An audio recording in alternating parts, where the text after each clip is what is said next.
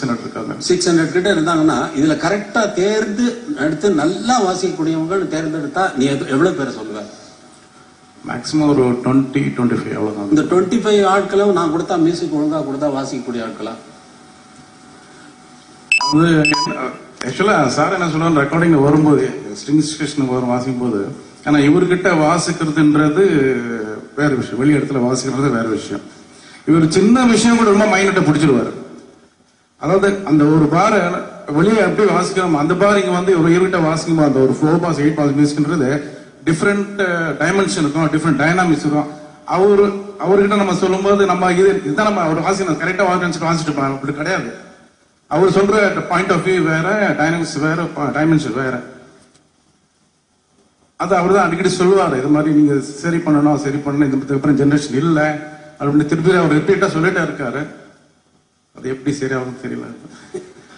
இல்ல இது இந்த இது எங்கிட்ட வாசிக்கிற செலக்டட் மியூசிஷியன்ஸ் கொஞ்சம் பேரை தவிர அடுத்த ஜெனரேஷனுக்கு ஆள் இல்லை.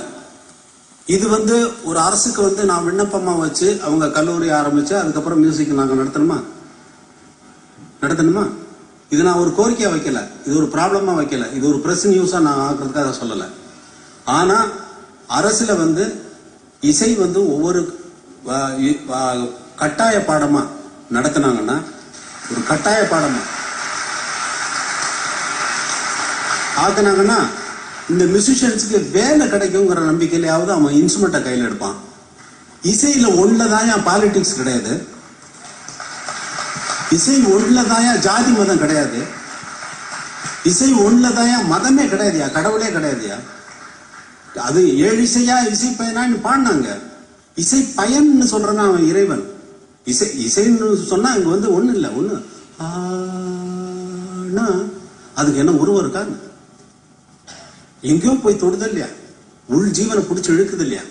இந்த ஜெனரேஷன் போயிடுச்சுன்னா இல்ல, அடுத்த மியூசிஷியன்ஸ் வரணும்னா நம்ம ஆரம்பிச்சிடும். இவன் நீ ஏன் கவலைப்படும்? நான் இன்னொரு விஷயம் சொல்ல விரும்புறேன் பர்மிஷனோட. இன்னொரு விஷயம் என்னன்னா, நான் யாரையும் குறை சொல்ல விரும்பல, நிறைய மியூசிக் பண்றாங்க. இவரு ஸ்டார் மாதிரி ஸ்ட்ரிங் செக்ஷனை என்ன பொறுத்த வரல, மற்ற செக்ஷனுக்கு தெரியாது.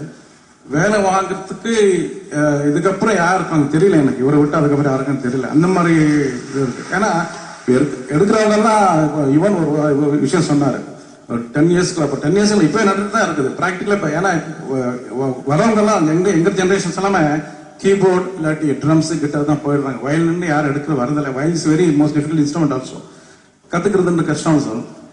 அதனால இப்போ இந்த பள்ளிக்கூடத்துக்கோ வாசிக்கு இப்போ எங்க இவர் சார் சொன்ன மாதிரி இவன் சொன்ன மாதிரி நெக்ஸ்ட் ஜெனரேஷன் வயலின் செக்ஷன் யாரும் கிடையாது வாசிக்கிறது. அவர் அதான் சொல்றாரு, சரி நீங்க வாசிங்க கரெக்டா வாசிச்சிருந்தோம், என்னோட மியூசிக் வாசிக்கிறது வேற, வெளியே வாசிக்கிறது வேற. அது ரிப்பீட் அதான் ஸ்பாட் ரெக்கார்டிங் ஒவ்வொரு தடவை இது வந்து டெய்லி சொல்லிட்டு இருக்காரு. இந்த ப்ராசஸ் வருஷக்கணக்கு போயிட்டு இருக்கு. தேங்க்யூ. இப்போ இந்த ஹார்மோனியம் இருக்கு, பியானோ இருக்கு, இதுல யார் கை வச்சாலும் சத்தம் வந்துடும்.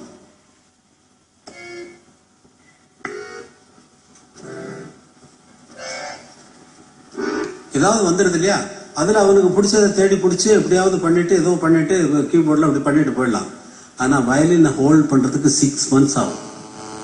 வயலினை ப்ராப்பரா ஹோல்ட் பண்ணி இந்த போவை இப்படி போட்டு எடுக்கிறதுக்கு நான் டீச் பண்ணிருக்கேன், வயலின் டீச் பண்ணிருக்கேன். 6 மாசம் ஆயிருக்கு கரெக்டா ஹோல்ட் பண்ண வைக்கிறதுக்கு. 6 மந்த்ஸா இருக்கு. இந்த ஃபிங்கர் வந்து இப்படித்தான் இருக்கணும், இந்த ஃபிங்கர் மூவ்மெண்ட்ல இருக்கணும். இது வந்து போ இப்படி போறப்ப இந்த இங்க போறப்ப வந்துடும், வராது.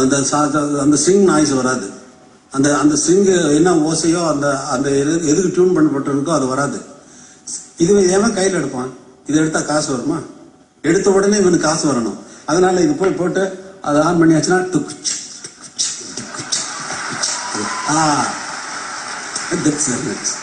Super fantastic,